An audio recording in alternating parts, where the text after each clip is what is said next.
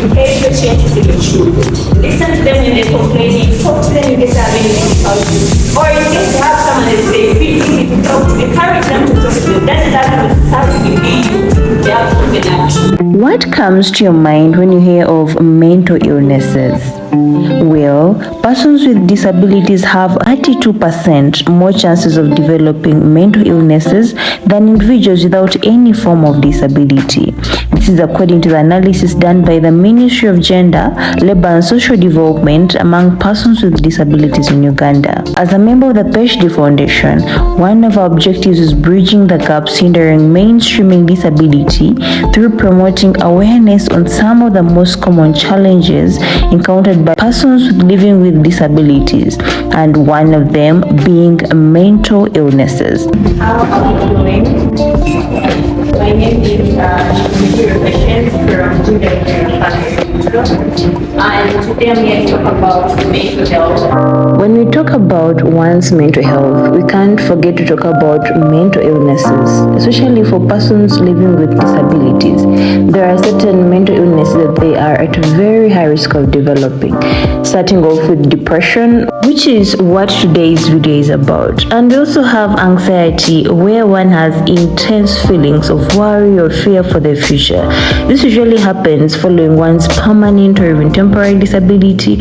One is worried about if they'll still have the ability to pursue their dreams or even be who they always wanted to be, achieve their plans, or even how they'll be able to live with people in the community following their disability. Then you also have PTSD, or what is post-traumatic stress disorder. From the word itself, this is a stress that comes after a traumatic event, when one mentally fails to recover after experiencing or even witnessing a terrifying event. And it can go on for months or even years, especially if one is still experiencing the triggers that bring back the memories of the trauma. And this can even be accompanied by intense emotional or even physical reactions. Take for example, someone's disability was as a result of a road accident. It means they may get the trauma, or maybe they're scared of movement or transportation or cars or maybe drivers or even that particular location where that accident happened. This can even result into these individuals having dreams, flashbacks, or even nightmares about that particular incident. And to some point, some people will even absolutely be scared of traveling. Like someone want to use cars, any means of transportation. They would rather walk than board anything, just because of the incident that happened. Lastly, adjustment disorder. Just like the word itself, someone finds it really hard to adjust to their new norm. And this usually happens following a traumatic event, though for it it's less severe than PTSD. So for people with disabilities, usually they carry on these disabilities either for the rest of their lives or maybe temporarily in their lives. It means the stress is going to be there. So these individuals are supposed to find ways on how they can live with the disability, which is not an easy thing. They're supposed to adjust to their new norm, which is not easy, resulting into this disorder. Well, let's now break down today's topic. So I'm going to talk about depression.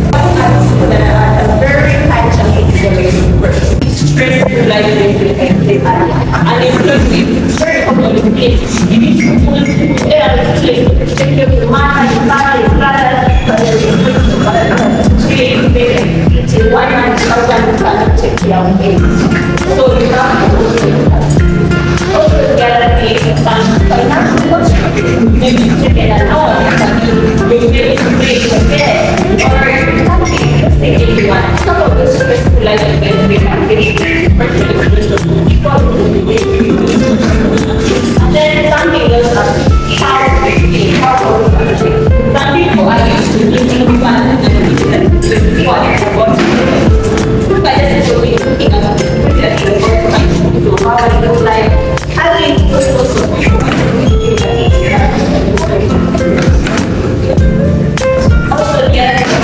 very I have to play with had a lady and she was something, but there is one thing that did not go well. So think something of what was good about our lady. Focusing on one thing that did not go well. Think about it over and over again. And not focus on the other. Let's look at the individuals that are at a very high risk of developing depression. First of all, the women, but you want to talk about the women, they have their have fellow women that they talk to, when they can't tell. This is different for the gentleman. I thought that gentlemen, you know, to get a depression, but when they get it, it hits them very hard. Because they like they're strong, they can handle it, so they don't feel so. So it is straight as high depression that now we handle the high depression. Also among the elderly, our mothers, our fathers, our school fees, friends, so many things that is stressed about those that are very high people.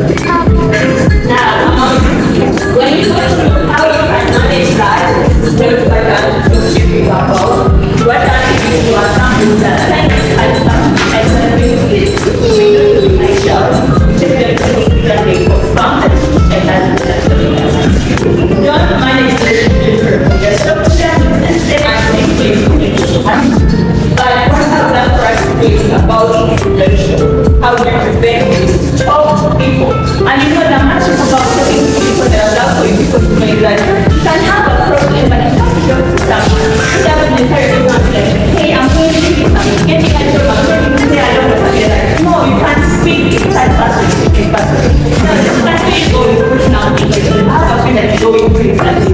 How can they approach you? Really ask the person but you think someone goes through the same thing. I have a friend going through this and so that you don't expose it to me.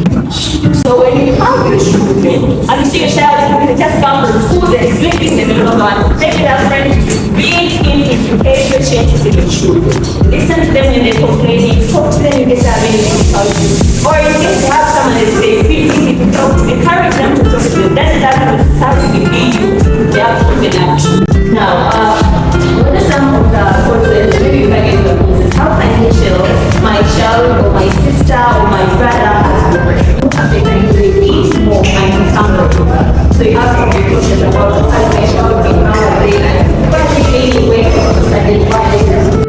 There is footage that we were unable to get, and here it was speaking about how you can identify that someone may have depression so that you can take them to hospital so they can be analyzed by a health worker. I also have a video among my YouTube videos that explains how you can be able to identify individuals like that. I'll tag it here, but let me also give you just a brief summary on some of the things that you may be able to see. Number one, there will be decreased concentration. Secondly, disrupted sleep. Someone may have insomnia, that is lack of sleep, or they may now sleep more.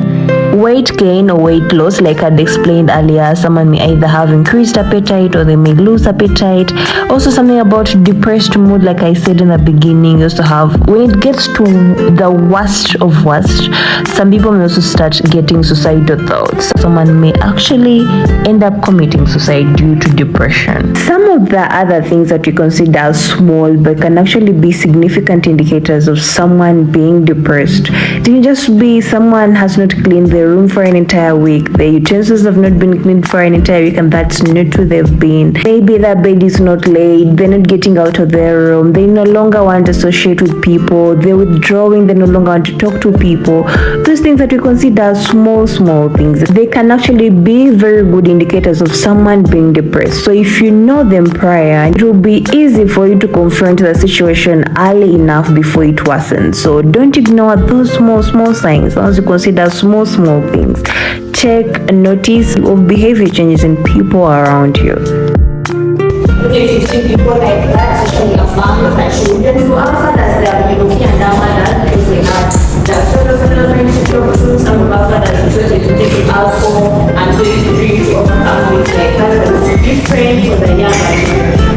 Then what number? You can talk about that, talk to them on the inside. So I answered the questions that some individuals had, and that was the end of today's video. Thank you so much if you made it this far. Thank you for watching, and see you next time. Bye.